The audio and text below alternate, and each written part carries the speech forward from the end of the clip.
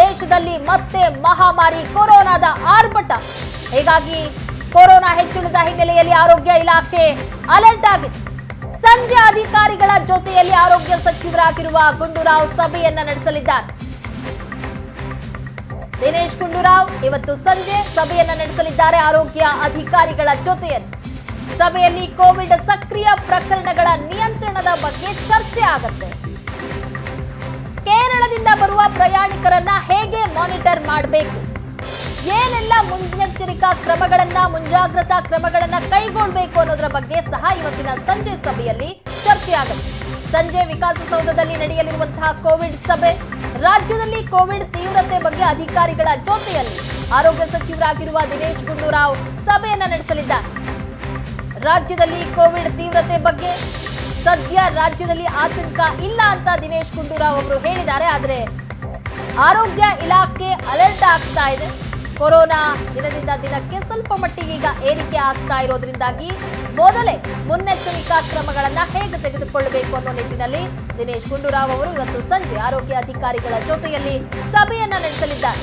ಕೇರಳದಿಂದ ಬರುವಂತಹ ಪ್ರಯಾಣಿಕರನ್ನ ಹೇಗೆ ಮಾನಿಟರ್ ಮಾಡಬೇಕು, ಏನೆಲ್ಲ ಮುಂಜಾಗ್ರತಾ ಕ್ರಮಗಳನ್ನ ಕೈಗೊಳ್ಳಬೇಕು ಅನ್ನೋದರ ಬಗ್ಗೆ ಸಹ ಸಭೆಯಲ್ಲಿ ಚರ್ಚೆ ಆಗುತ್ತೆ. ಅಧಿಕಾರಿಗಳಿಂದ ಮಾಹಿತಿಯನ್ನ ಪಡೆದುಕೊಳ್ಳಲಿದ್ದಾರೆ. ಕೊರೋನಾ ಪ್ರಕರಣಗಳ ಸಂಖ್ಯೆ ಯಾವ ರೀತಿಯಾಗಿ ಏರಿಕೆ ಆಗ್ತಾ ಇದೆ, ಯಾವೆಲ್ಲ ಭಾಗಗಳಲ್ಲಿ ಕೊರೋನಾ ಸಂಖ್ಯೆ ಏರಿಕೆ ಆಗ್ತಾ ಇದೆ, ಅದಕ್ಕೆ ರಾಜ್ಯದಲ್ಲಿ ಯಾವ ರೀತಿಯಾದ ಕ್ರಮಗಳನ್ನ ಕೈಗೊಳ್ಳಬೇಕು ಅನ್ನೋದಕ್ಕೆ ಸಂಬಂಧಪಟ್ಟಂತೆ ದಿನೇಶ್ ಗುಂಡೂರಾವ್ ಅವರು ಇವತ್ತು ಸಂಜೆ ಆರೋಗ್ಯ ಅಧಿಕಾರಿಗಳ ಜೊತೆಯಲ್ಲಿ ಸಭೆಯನ್ನ ನಡೆಸಲಿದ್ದಾರೆ.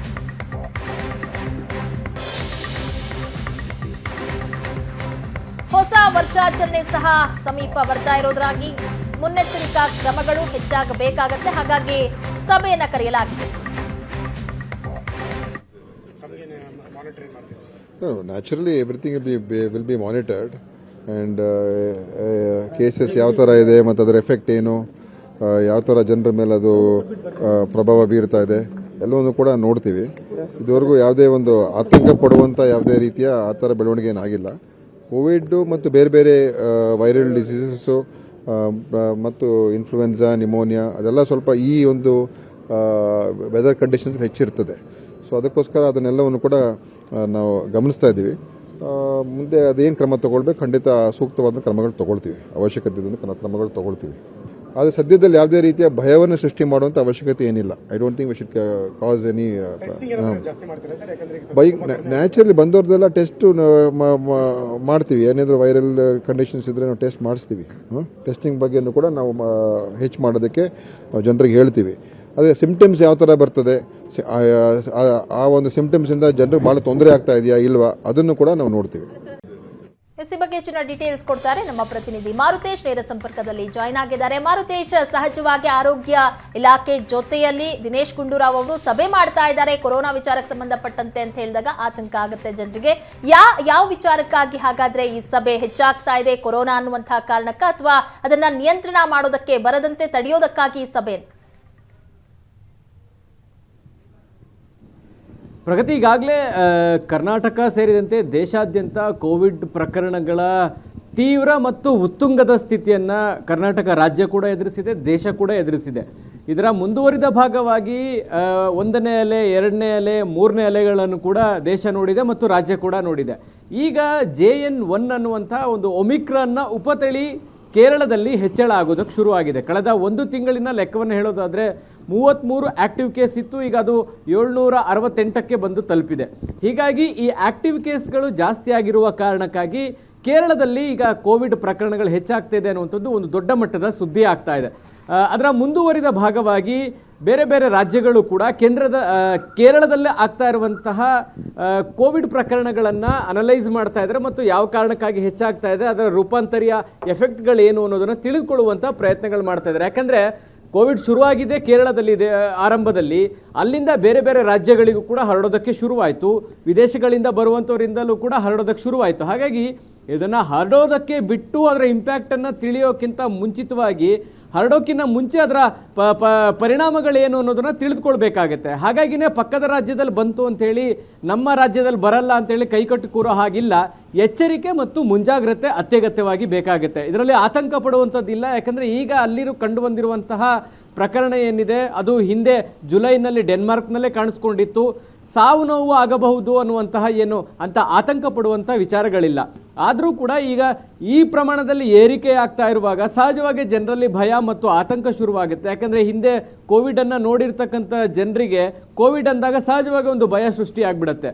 ಆ ಕಾರಣಕ್ಕಾಗಿ ಈಗ ಆರೋಗ್ಯ ಇಲಾಖೆ ಇವತ್ತು ಮಧ್ಯಾಹ್ನ ವಿಕಾಸಸೌಧದಲ್ಲಿ ಆರೋಗ್ಯ ಸಚಿವರ ದಿನೇಶ್ ಗುಂಡೂರಾವ್ ಅವರ ನೇತೃತ್ವದಲ್ಲಿ ಒಂದು ಸಭೆಯನ್ನು ಕೂಡ ಕರೆಯಲಾಗಿದೆ. ಕೇರಳದಲ್ಲಿ ಸಂಖ್ಯೆಗಳು ಹೆಚ್ಚಾಗ್ತಾ ಇರೋದ್ರಿಂದ ರಾಜ್ಯದಲ್ಲಿ ಯಾವ ರೀತಿ ಮುಂಜಾಗ್ರತೆಯನ್ನು ತೆಗೆದುಕೊಳ್ಬೇಕು, ಕೇರಳದಿಂದ ಬರುವಂಥವ್ರನ್ನ ಟೆಸ್ಟ್ಗೆ ಒಳಪಡಿಸ್ಬೇಕಾ ಕಡ್ಡಾಯವಾಗಿ, ಅಥವಾ ಟೆಸ್ಟ್ ಮಾಡಿಸ್ಕೊಂಡು ಬರುವಂಥವ್ರನ್ನ ಅಲೋ ಮಾಡಬೇಕಾ, ಅಥವಾ ಇನ್ನೂ ಆ ಹಂತಕ್ಕೆ ಹೋಗೋದು ಬೇಡವಾ? ಸೊ ಈ ಎಲ್ಲ ವಿಚಾರಗಳ ಬಗ್ಗೆ ಚರ್ಚೆ ಮಾಡಬೇಕಾಗುತ್ತೆ. ಯಾಕಂದರೆ ದೇಶದಲ್ಲಿ ಆಗ್ತಾ ಇರುವಂಥ ಪ್ರಕರಣಗಳ ಪೈಕಿ 90% ಪ್ರಕರಣಗಳು ಕೇರಳ ಒಂದರಲ್ಲೇ ಆಗ್ತಾ ಇದೆ. ಕೇರಳ ಅಂದ ಕೂಡಲೇ ಸಹಜವಾಗಿ ಸಾಂಕ್ರಾಮಿಕ ರೋಗಗಳು ಶುರುವಾಗದೆ ಕೇರಳದಲ್ಲಿ ಅನ್ನುವಂತಹ ಭಾವನೆ ಇದೆ.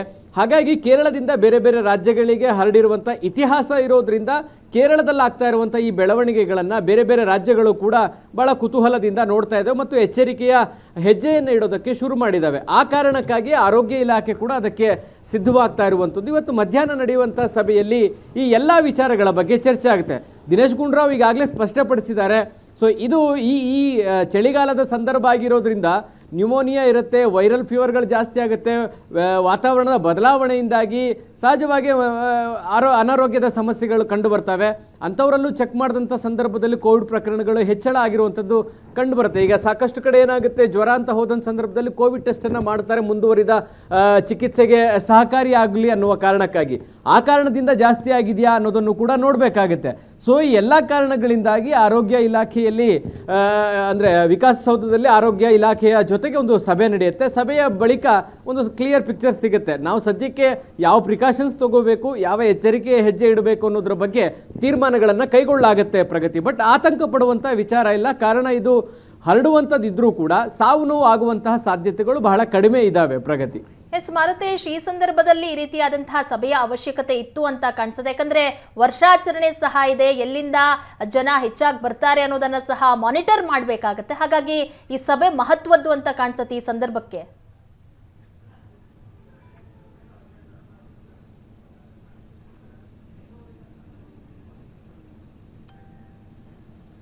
ಎಸ್, ಸಭೆಯಲ್ಲಿ ಕೋವಿಡ್ ನಿಯಂತ್ರಣದ ಬಗ್ಗೆ ಚರ್ಚೆಯನ್ನ ಮಾಡಲಾಗುತ್ತೆ.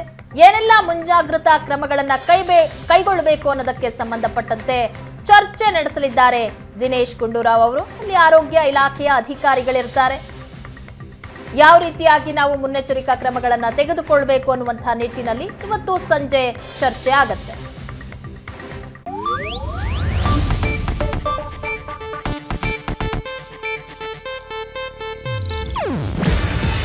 ಇದು ಏಷ್ಯಾನೆಟ್ ನ್ಯೂಸ್ ನೆಟ್ವರ್ಕ್ ಪ್ರಸ್ತುತಿ.